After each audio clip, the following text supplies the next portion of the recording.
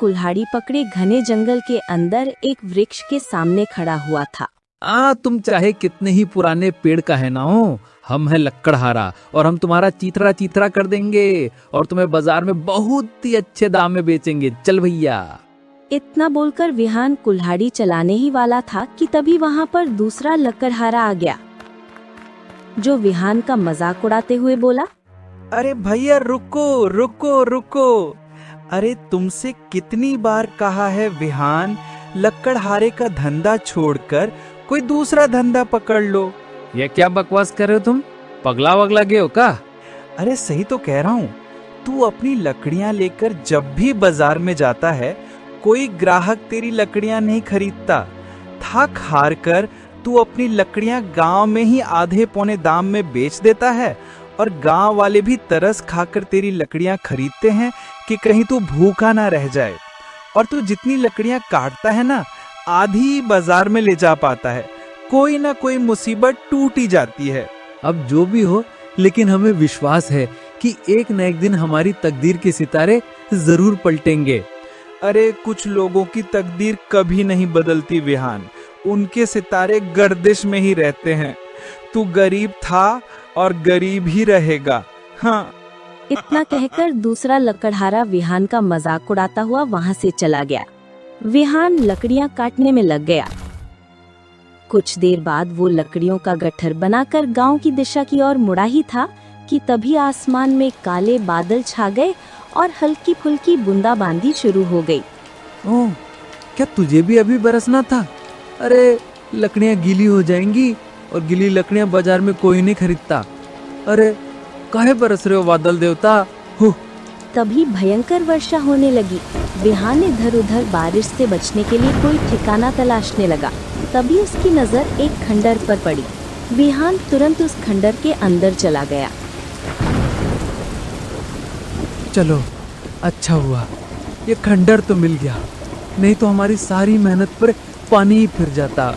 तभी विहान के कानों में किसी शेर का गर्जना भरा स्वर टकराया। जब विहान इधर उधर देखने लगा तो उसे अंधेरे में दो चमकती हुई आंखें दिखाई दी, जो उसकी ही ओर चली आ रही थी। कुछ ही देर बाद विहान समझ गया कि वो दो आंखें किसी और की नहीं बल्कि जंगली शेर की थी।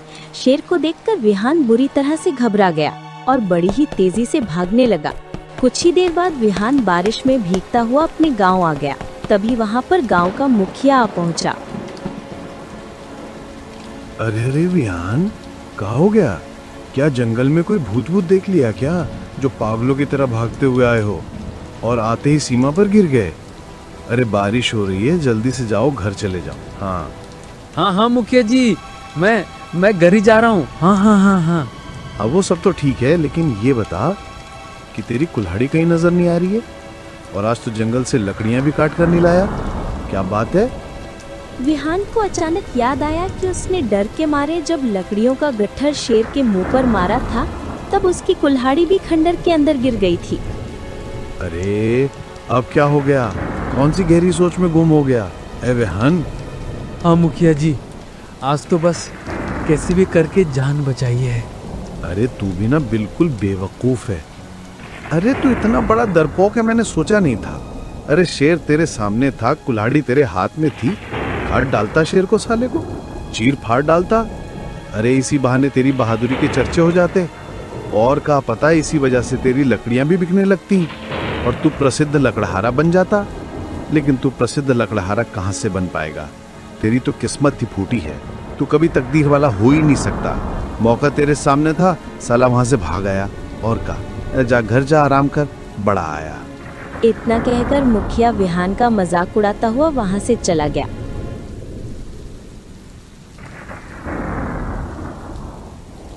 कुछ देर बाद विहान अपने घर आ गया और अपने आप से बोला, दूसरे लक्कड़हारे की बात सही थी, हमारी किस्मत के सितारे गर्दिश में रहेंगे और कुछ लोगों की तकदीर वाकई में कभी ना बदलती। मुखिया भी सही कह रहा था, हमारे पास कितना अच्छा मौका था जो हमने गवा दिया। अरे हमारे दिमाग में ये बात भी नहीं आई। इतना बोलकर विहान गहरी नींद की आगोश में समा गया।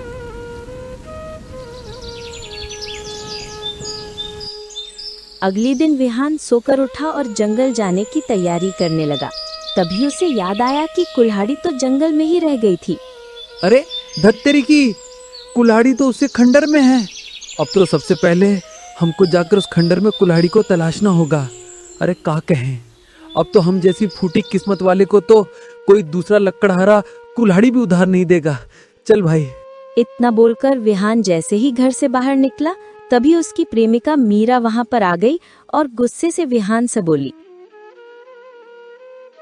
ताहम मेरा तुमसे शादी करने का सपना अधूरा रह जाएगा। क्या हो गया मीरा, तुम इतने गुस्से में काहे हो? कल लड़के वाले देखने के लिए आए थे और मुझे पसंद करके चले गए हैं। आखिर तुम मेरे पिता से हमारी शादी की बात कब करोगे? अरे तुम तो ऐसे बोल रही हो जैसे तुम्हारे पिता कोई गैर गुजरे गक्कड़हारे हो। अरे तुम्हारे पिता गांव के ठाकुर हैं, ठाकुर। अगर उन्हें मेरे और तुम्हारे प्रेम की बात पता लग गई ना तो हमारी जान ले लेंगे। वो बात करती हो। ये तो तुम्हें मुझसे प्रेम करने से पहले सोचना चाहिए था। कान खोलकर सुन लो, मैं शादी करूंगी तो तुमसे ही करूंगी, नहीं तो मैं अपनी जान दे दूंगी। इतना कहकर मीरा वहां से चली गई। विहान गहरी सोच में डूब गया और अपने आप से बोला, मीरा जो बोलती है वो करके भी दिखाती है। कहीं ऐसा ना हो कि मेरा वास्तव में अपनी जान दे दे, और अगर ऐसा हुआ तो वाकई में हम अपने आप को कभी माफ ना कर पाएंगे। लेकिन करे तो करे का, वो ठाकुर के पास जाने से डर भी लगता है। कुछ देर विहान गहरी सोच में डूबा रहा, फिर अपने आप से बोला, हाँ चलो, अब जो भी होगा एक न एक दिन तो ठाकुर को पता चलना ही है कि उसकी पुत्री हमसे प्रेम करती है। चलो फिर, आज मुझ में और ठाकुर में आर पार होकर ही रहेगा। चलो देखते हैं। इतना कहकर विहान सीधा ठाकुर की हवेली की ओर चला गया।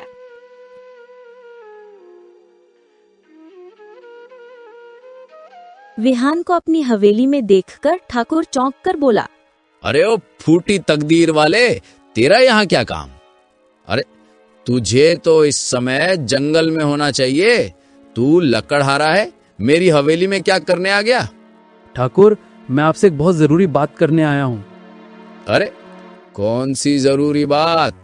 ठाकुर देखिए, मैं ये कह रहा हूँ कि मैं मीरा से प्रेम करता हूँ। ये सुनकर ठाकुर का गुस्सा 7वें आसमान पर पहुंच गया और वो गुस्से से विहान को घूरने लगा। तभी विहान थूक निगलते हुए बोला, ठाकुर बात यह है कि मीरा भी मुझसे प्रेम करती है। ये सुनकर ठाकुर क्रोधित होकर मीरा को आवाज लगाने लगा।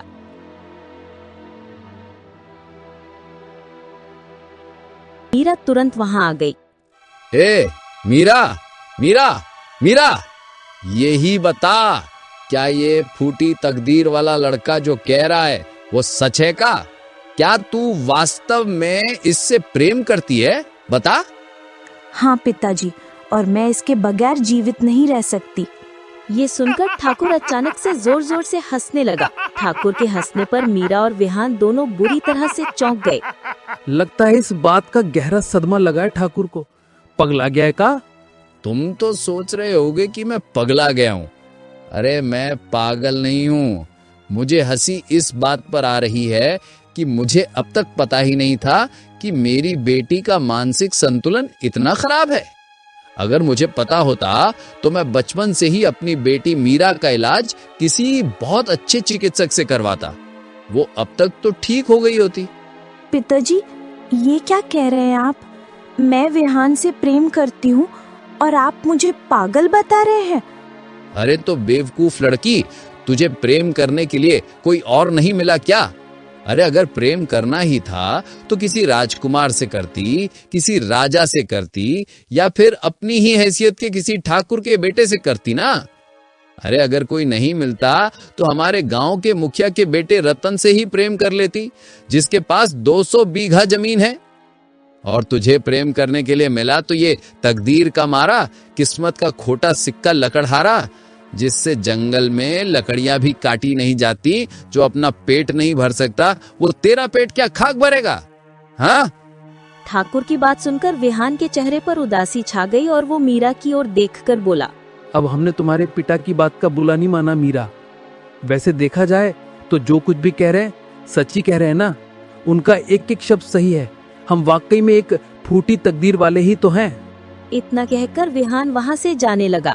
तभी ठाकुर के दिमाग में पता नहीं क्या आया और वो विहान को रोकते हुए बोला, ए रुक विहान, जाते जाते एक और बात सुनते जा। बिक, मैं अपनी पुत्री मीरा से बहुत प्रेम करता हूँ, इसीलिए मैं उसकी पसंद का सम्मान करूंगा। लेकिन तुम ही बताओ, तुम्हारे पास न धन है न दौलत है और ऊपर से तुम तो फूटी तकदीर वाले भी हो। मैं तुम्हें अपनी बेटी कैसे दे दूं, बताओ ना।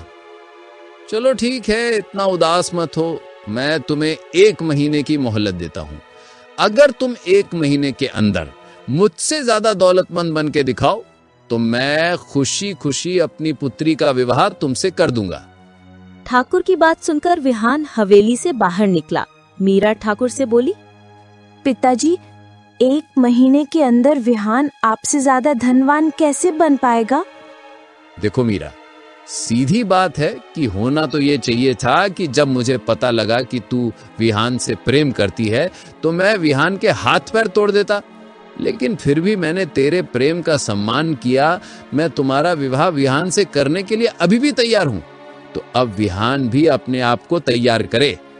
अगर वो तुमसे वास्तव में सच्चा प्रेम करता है तो तुम्हारे लिए इतना तो कर ही सकता है ना। हाँ, इतना कहकर ठाकुर अपनी हवेली से बाहर बगीचे में पहुंच गया। तभी वहां पर ठाकुर की पत्नी आ पहुंची और ठाकुर से बोली, क्या कह रहे हैं आप? आपको तो लकड़हारे के हाथ पैर तोड़ देने चाहिए थे। आपने तो उसे 1 महीने की मोहलत दे दी। अरे तुम मुझे मूर्ख मत समझो। तुमने मीरा की आंखों में झांक कर नहीं देखा, परंतु मैंने देखा है। उसके मन में विहान के लिए सच्चा प्रेम था। अगर मैं विहान को कुछ भी कहता तो तकलीफ विहान को नहीं, हमारी बेटी को होती। मैंने ये शर्त विहान के सामने जानबूझकर रखी है और मुझे पता है 1 महीने में विहान कुछ भी नहीं कर पाएगा और फिर हम आसानी से मीरा का विवाह अपनी पसंद के किसी लड़के से कर देंगे और मीरा चाहकर भी विरोध नहीं कर पाएगी। इधर विहान ठाकुर की हवेली से निकलकर घने जंगल की ओर बढ़ गया।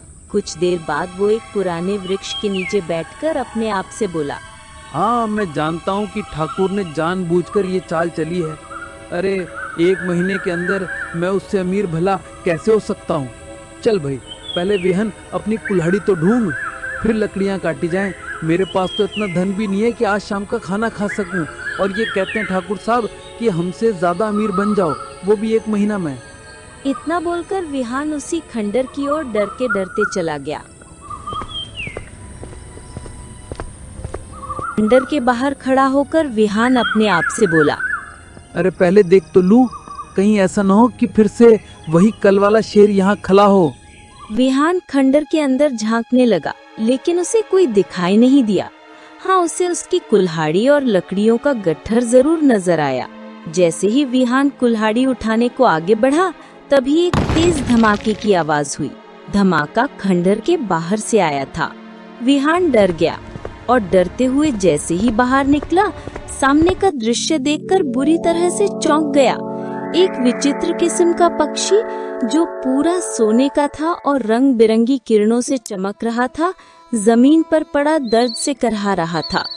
विहान ने जब उस पक्षी को देखा, अरे बाप रे बाप, इतना विचित्र पक्षी तो हमने अपने जीवन में कभी ना देखा। और ये तो सोने का है, ना जाने वो संसार का है भी है या फिर नहीं।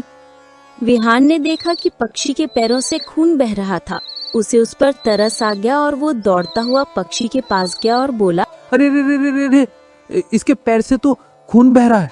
ओह। विहान इधर उधर देखने लगा और झाड़ियों में से एक पत्ता तोड़कर उसे पक्षी के जख्म पर लगाया। थोड़ी ही देर में पक्षी के पैरों से खून बहना बंद हो गया। अगले ही पल पक्षी ने अपने पंख फड़फड़ाए और उठकर बैठ गया। फिर वो इंसानी आवाज में विहान से बोला, हाँ, तुमने तो कमाल कर दिया। तुम्हें कैसे पता चला कि कौन सा पत्ता लगाने से जख्म ठीक हो सकता है? पक्षी के मुंह से इंसानी आवाज सुनकर विहान बुरी तरह से डर गया। अरे अरे, मुझे देखकर डरो मत, मैं तुम्हें कोई नुकसान नहीं पहुंचाऊंगा। अरे नुकसान नहीं पहुंचाओगे? अरे पक्षी, तू तो इंसानों की तरह बात कर रहे हो। ना जाने तुम कौन हो।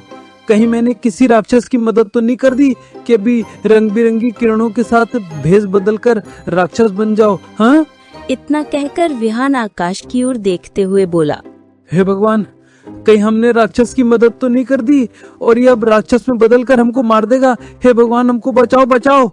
अरे अरे, बकवास बंद करो, मेरी बात ध्यान से सुनो। मुझे देखकर डरने की जरूरत नहीं है। तुम मुझे नहीं जानते। मैं एक ऐसा रहस्य जानता हूँ जो कोई नहीं जानता। देखो, मुझसे दोस्ती कर लो, तुम्हारी तकदीर के सितारे पलट जाएंगे।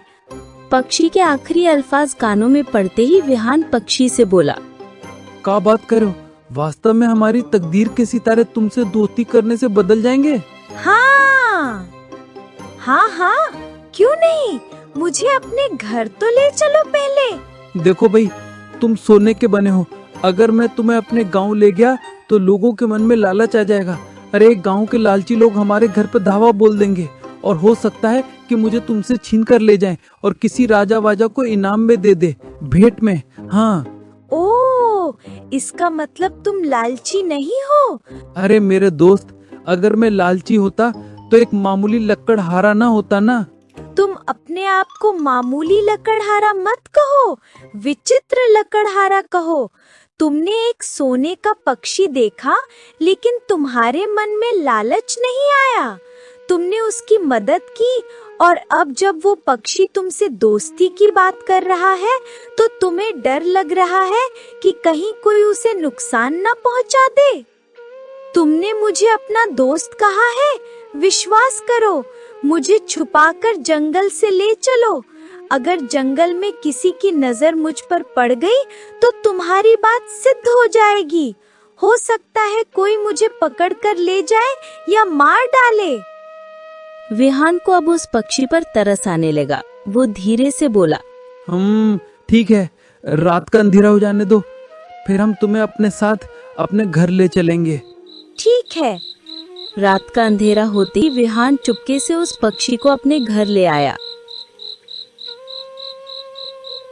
पक्षी विहान का घर देखकर गंभीर स्वर में बोला, ओ हो, तुम्हारी हालत तो बहुत ही ज्यादा खस्ता है दोस्त। अरे दोस्त, तुम तो कुछ नहीं जानते हो। ये सारा गांव ना हमको फूटी तकदीर वाला कहता है। हमारी किस्मत के सितारे तो हमेशा से गर्दिश में ही रहे। क्या कहें अब। ये सुनकर पक्षी कुछ देर चुप रहा और फिर गंभीर स्वर में बोला, तब तो तुम्हारा विवाह होना भी बहुत मुश्किल है, क्योंकि जिसके नाम के आगे फूटी किस्मत लिखा हो उसे अपनी लड़की कोई नहीं देना चाहेगा। सो तो है, वैसे हो तो तुम पक्षी, लेकिन बोलते बिल्कुल मनुष्य की तरह हो। अरे हम भी कितने बुद्धू हैं, तुम तो इंसानी आवाज में बात कर ही रहे हो। का कहें दोस्त, हमारी कहानी बहुत बड़ी है और बहुत दुख भरी कहानी है। विहान उसे आज की सारी घटना बताते हुए बोला, और ठाकुर ने ही शर्त रखी है कि 1 महीने के भीतर मुझे उससे अधिक धनवान बनना होगा। अब बताओ भला तुम ही कि मैं 1 महीने में उस ठाकुर से भी ज्यादा धनवान भला कैसे बन सकता हूँ। उसने न बड़ी चालाकी से चाल चली है, ऐसी चाल चली है कि सांप भी मर जाए और लाठी भी न टूटे। सही कह रहे हो, ठाकुर बहुत ही ज्यादा चतुर है। वो दोनों काफी देर तक बातें करते रहे, लेकिन उन्हें पता नहीं था कि ठाकुर उधर से गुजरता हुआ आ रहा था। विहान को किसी से बात करता देखकर वो चौंक गया और दरवाजे के पास रुककर स्वयं से बोला, अरे इतनी रात को विहान, ये ससुरा बातें किससे कर रहा है? जहां तक मैं जानता हूँ विहान की तो गांव में किसी से दोस्ती भी ना है। हाँ, मैं भी कितना मूर्ख हूँ, उससे भला दोस्ती करेगा कौन? फूटी तकदीर वाले से दोस्ती कौन करेगा? इतना कहकर ठाकुर ने तुरंत दरवाजा खोल दिया। उसने देखा कि एक सोने का विचित्र पक्षी विहान से बात कर रहा था। ये देखकर वो डर गया। बाप रे विहान, मैं कहाँ देख रहा हूँ एक विचित्र पक्षी जो सोने का है और तुमसे इंसानी आवाज में बातें कर रहा है। अरे बाहर निकालो इसको, ये राक्षस हो सकता है। अरे बाहर निकालो इसको जल्दी से। ठाकुर जी, इस बारे में किसी को मत बताना। देखो, ये हमारा मित्र है और ये किसी को नुकसान नहीं पहुंचाएगा। और हाँ, ये कोई राक्षस नहीं है, यही हमारी तकदीर बदलने वाला है। ओ समझा, तो तूने जल्दी अमीर बनने के लिए किसी काली शक्ति का सहारा लिया है। उसी काली शक्ति के जरिए तू मुझे रास्ते से हटाना चाहता है, या फिर तूने किसी सिद्धि के जरिए इस पक्षी को बांध लिया है जिसे बेचकर तू मुझसे अधिक धनवान बन जाएगा और मेरी बेटी से विवाह कर लेगा। लेकिन कान खोलकर सुन ले विहान, मैं तुझे किसी भी चाल में सफल नहीं होने दूंगा। इतना कहकर ठाकुर पक्षी की ओर झपट पड़ा। पक्षी तुरंत विहान के कंधे पर बैठ गया। चलो मेरे साथ, लेकिन कहाँ? तुम्हारी किस्मत के सितारे बदलने वाले हैं। सबसे पहले जंगल चलो, उसके बाद मैं तुम्हें आगे का रास्ता बताऊंगा कि तुम्हें कहाँ जाना है। मुझ पर विश्वास करो, चलो। विहान तुरंत पक्षी को लेकर भागने लगा। ठाकुर भी उसके पीछे दौड़ा, लेकिन विहान की रफ्तार ठाकुर से कहीं तेज थी। कुछ ही देर में विहान रात के अंधेरे में जंगल की गहराइयों में निकल गया और एक तालाब के किनारे हांफता हुआ बैठ गया। अरे बाप रे, इतना तेज तुम कभी न भागे। जब खंडहर में हमारे सामने शेर आया था तब भी नहीं। और ऐसा क्यों? अरे जब शेर हमारे सामने आया तो केवल मेरी जान को खतरा था, लेकिन आज ठाकुर जिस क्रोध में तुम पर झपटा मारा, मुझे तो लगा कहीं वो तुम्हारी गर्दन न मरोड़ दे। तुम्हारी वजह से मैं इतना तेज भागा हूँ। हाँ, तुम्हारा भागना व्यर्थ नहीं जाएगा। अरे अब बताओ, मेरी तकदीर कैसे बदल सकती है? मुद्दे की बात। हाँ, तो सुनो, यहाँ से कुछ दूर पे एक गुफा है जो हमेशा बंद रहती है। वो एक जादुई गुफा है। उसके भीतर किसी प्राचीन राजा का खजाना छुपा हुआ है। मैं उस गुफा का पता जानता हूँ। क्या बात करो? लेकिन तुमको कैसे पता? अरे तुम्हें इससे क्या मतलब कि मुझे कैसे पता कैसे नहीं पता? मैं तुम्हें गुफा तक पहुँचा सकता हूँ बस। पक्षी की बात सुनकर विहान गहरी सोच में डूब गया। कुछ देर बाद वो उसकी ओर देखकर बोला, हमारी मित्रता बहुत जल्दी हुई और ये जो घटना हुई ये भी बहुत जल्दी में हुई। मैं तो तुमसे ये पूछना भूल ही गया कि तुम आए कहाँ से हो और तुम इंसानी आवाज में बात कैसे कर सकते हो, बताओ।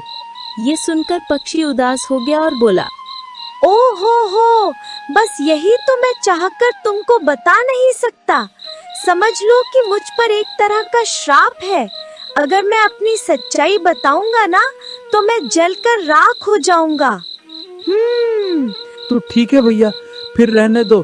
हम अपनी आंखों के सामने अपने दोस्त को जलता हुआ तो ना देख सकते। हमारे लिए इतना ही काफी है कि तुम मन के अच्छे हो और किसी को नुकसान नहीं पहुंचाते। बहुत अच्छे। चलो बताओ, एक तरफ तुम कह रहे हो कि उस गुफा के अंदर एक बेशकीमती खजाना है और दूसरी तरफ तुम ये भी कह रहे हो कि गुफा बंद है और जादुई है। तो भैया फिर हम उस खजाने तक पहुँचे कैसे, ये भी तो बताओ। अरे जो भी मनुष्य उस गुफा के पास जाता है और उसे खोलना चाहता है तो वो गुफा उसे बहुत ही कठिन सवाल पूछती है। अगर उसने सही उत्तर दे दिया तो गुफा खुल जाती है, अगर नहीं दिया तो गुफा नहीं खुलती। लेकिन तुम चिंता मत करो, मैं उस गुफा के सभी सवालों के उत्तर जानता हूँ। अगर तुम उत्तर नहीं दे पाए तो मैं तुम्हारी मदद कर दूंगा। हाँ। ठीक है दोस्त, कुछ ना करने से बेहतर है कि कुछ करके ही देखा जाए। क्या पता हमारी तकदीर के सितारे वास्तव में पलट जाएं। चलो। तो चलो ठीक है, मेरे पीछे पीछे आ जाओ। चलो चलो चलो, आ जाओ आ जाओ आ जाओ। इतना कहकर पक्षी उड़ने लगा और विहान उसके पीछे पीछे चलने लगा।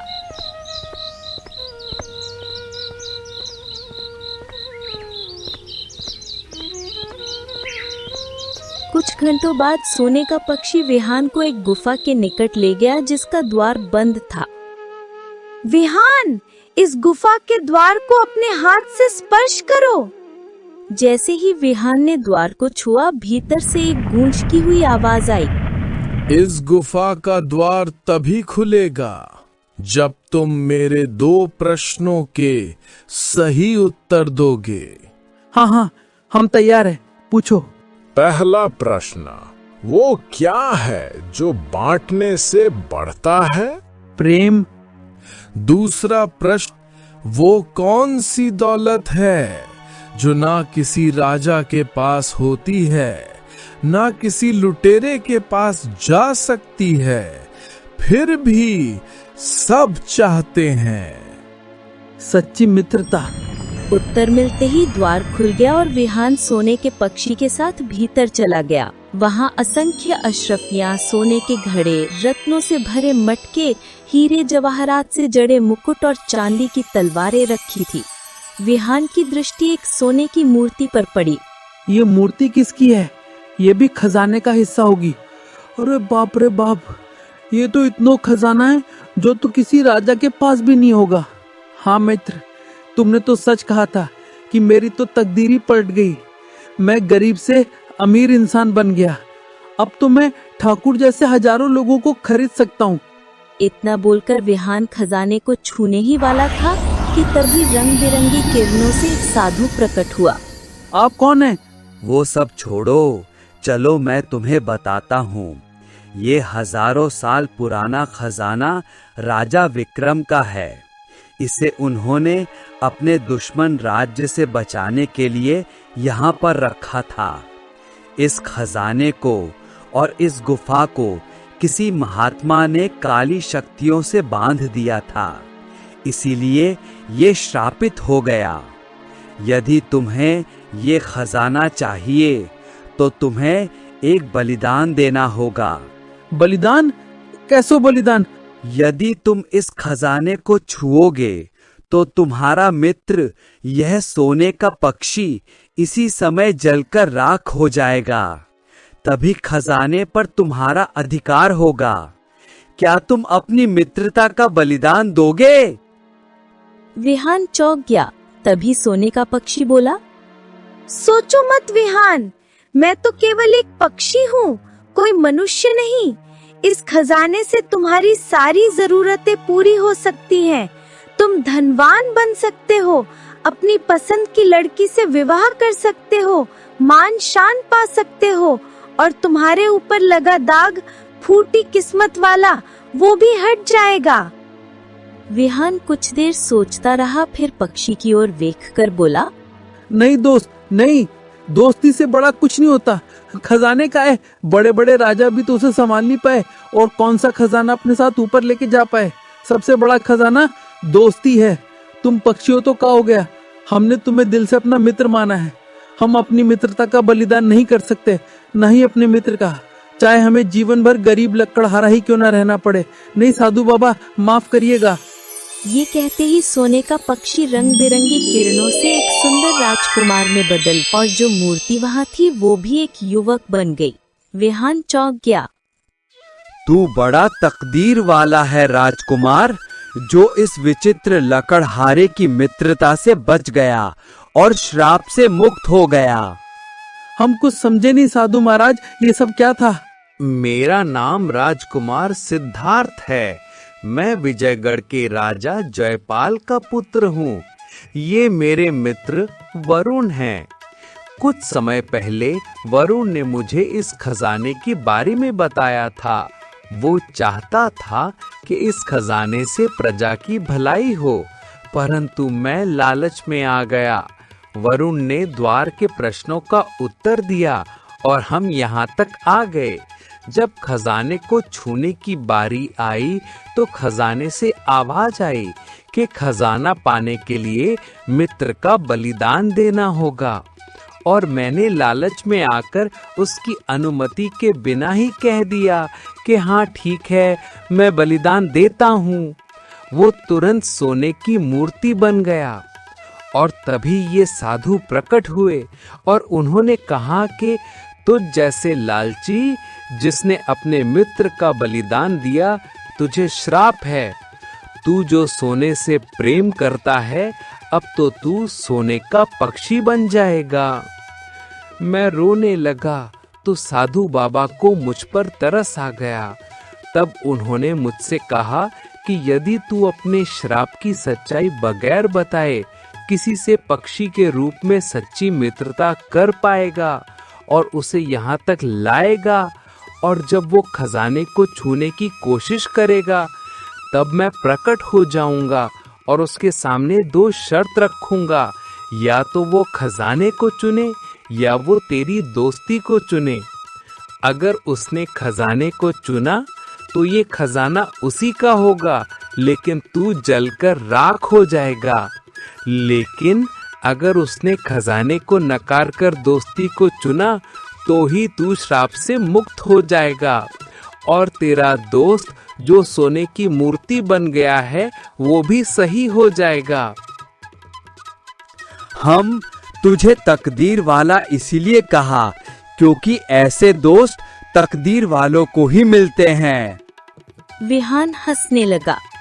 ये खजाना तुम्हारा है विहान, तुम इसे रखो। हमको पूरा खजाना नहीं चाहिए, हमको तो आप इतना दे दो कि हम ठाकुर से अमीर हो जाएं, बस। और बाकी तुम स्वयं जाके ठाकुर से हमारे विवाह की बात कर लो। राजकुमार, क्या तुम ऐसा करोगे? हाँ हाँ, क्यों नहीं। अरे भाई, हम जीवन भर मित्र रहेंगे, और मैं भी। अरे भाई, हमारी मित्रता इतिहास में मिसाल बनेगी। मिसाल, हाँ। साधु मुस्कुराते हुए रंग बिरंगी किरणों में गायब हो गया और राजकुमार खजाने का बड़ा हिस्सा लेकर महल चला गया। उसने विहान को भी बहुत सा धन दे दिया। फिर वो ठाकुर की हवेली पहुंचा।